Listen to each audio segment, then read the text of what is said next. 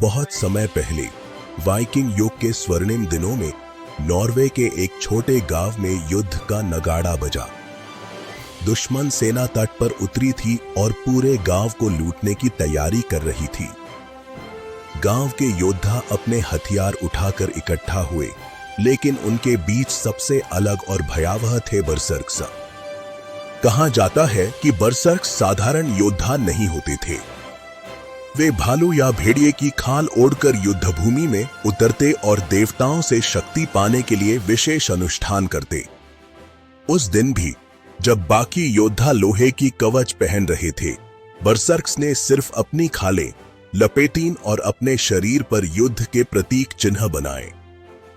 उनकी आंखों में आग थी और सांसें गहरी, मानो किसी और शक्ति ने उन्हें अपने वश में कर लिया हो। जैसे ही दुश्मन पास आया, बर्सर्क्स ने जोर से गरजकर ओडिन का नाम पुकारा। यह पुकार इतनी भयंकर थी कि दुश्मन के दिल कांप उठे। फिर वे पागलपन जैसी स्थिति में दौड़ पड़े। इसे नॉर्स लोग बर्सर्कगैंगर कहते थे, यानी युद्ध की अंधी उन्माद की अवस्था। इस अवस्था में वे न दर्द महसूस करते थे, न डर। कहा जाता है कि लोहे की तलवार भी उनके शरीर को छूकर लौट जाती थी।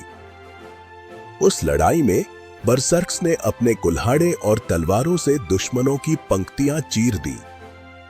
वे इतने तेज और हिंसक थे कि कभी-कभी अपने ही साथियों को भी चोट पहुंचा देते। किंवदंती है कि एक बर्सर्क ने अकेले ही 4 दुश्मनों को ढाल समेत काट डाला, जबकि उसकी बाह पर गहरी चोट थी जिसे वह महसूस तक नहीं कर रहा था।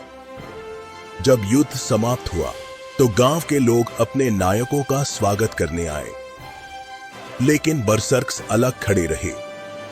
वे थककर जमीन पर गिर पड़े क्योंकि उनका पागलपन शांत हो चुका था। इस अवस्था के बाद वे बेहद कमजोर हो जाते थे और कभी-कभी दिनों तक सोते रहते।